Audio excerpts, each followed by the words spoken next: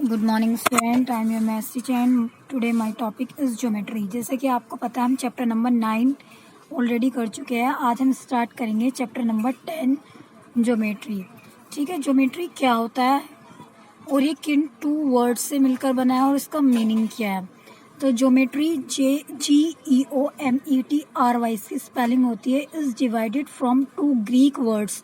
ये two Greek word से मिलकर बना होता है, जियो एंड मेट्रोन। ठीक है, where geo means earth and metron means measurement, यानी कि अर्थ का क्या करना, मेजरमेंट करना, उसे मापना। अब इसमें आपके डेफिनेशन आती है पॉइंट की, कि पॉइंट क्या होता है।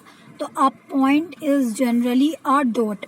पॉइंट को हम जनरली डॉट से रिप्रेजेंट करते हैं, made by a shape objects that do not have any length और breath.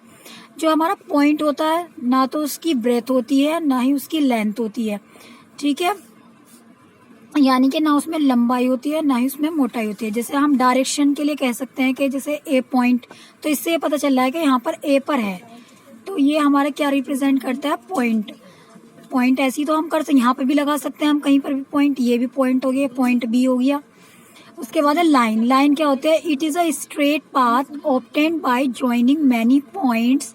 It can be extended in both the direction. It is denoted by, ऐसे ऐसे डिनोट करते हैं, यानी कि दोनों तरफ एरो लगाकर रिप्रेजेंट करते हैं, तो हमारी लाइन होती है। ठीक है, ये स्ट्रेट पाथ होता है। ठीक है, जो कि हमारे बहुत सारे मैनी पॉइंट से मिलकर बनी होती है। देखिए, सपोज करें यहाँ एक पॉइंट है, यहाँ बिल्कुल बराबर बराबर में पॉइंट पॉइंट पॉइंट से मिलकर ही क्या बनेगी, एक लाइन बनेगी। और इसमें ये इधर साइड भी हमारी क्या हो रही है, बढ़ रही है, और इधर साइड भी बढ़ रही है। ठीक है, इंक्रीज हो रही है, तो हम इसे यहाँ पर एरो के साइन से लगाकर रिप्रेजेंट करते हैं लाइन को। थर्ड डेफिनेशन है आपकी टाइप्स ऑफ स्ट्रेट लाइन। ठीक है, अब यानी कि स्ट्रेट लाइन के हमारे पार्ट्स होते हैं, जैसे हॉरिजॉन्टल लाइन। ठीक है, बिल्कुल स्ट्रेट है। ठीक है, और ऐसे है, लेटी हुई है ना, तो इसे हम बोलते हैं हॉरिजॉन्टल लाइन। अब वर्टिकल लाइन क्या होती है, जो बिल्कुल सीधी होती है, खड़ी हुई, उसे बोलते हैं वर्टिकल लाइन। और जो तिरछी है ना, ऑब्लिक लाइन। ऑब्लिक लाइन या स्लैंटिंग लाइन होते हैं। तो आपको ये भी पता होना चाहिए कि टाइप्स ऑफ स्ट्रेट लाइन क्या होता है। अब होती है एक लाइन सिगमेंट। जो लाइन सिगमेंट होती है वो लाइन का ही एक पार्ट होता है।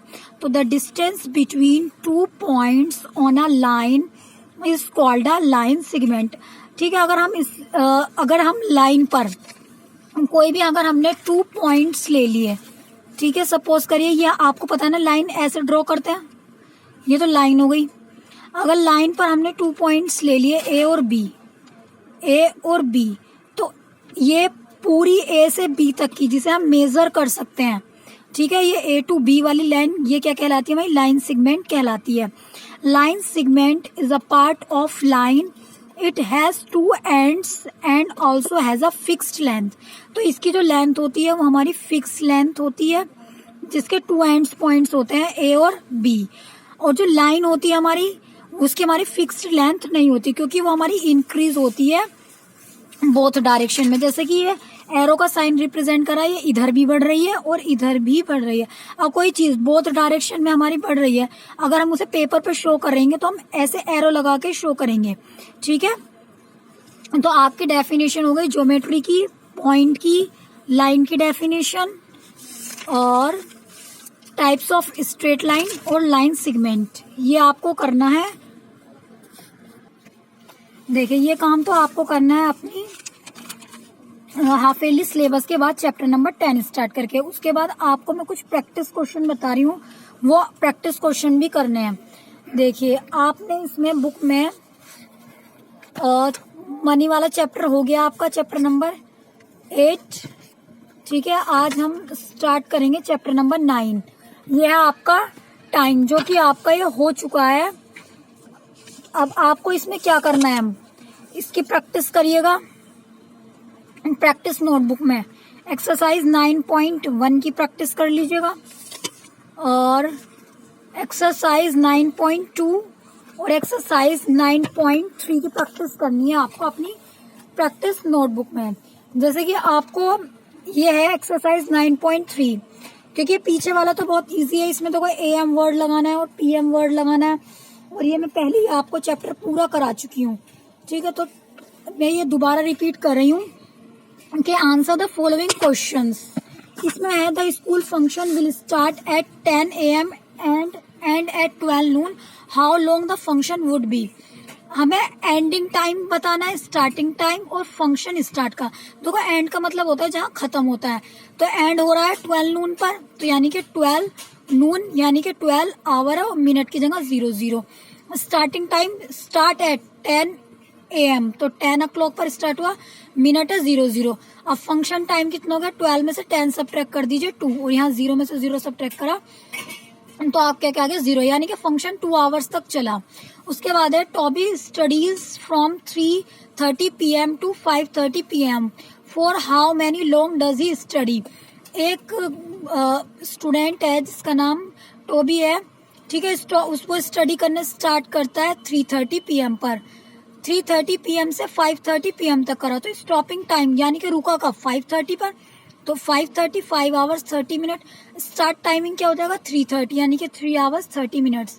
तो स्टडी टाइमिंग क्या हो गया, सब्ट्रैक्ट कर दीजिए, 30 में से 30 गया, सब्ट्रैक्ट किया तो 0, 5 में से 3 लेस किया 2, यानी कि उसने स्टडी जो की वो 2 आवर्स की।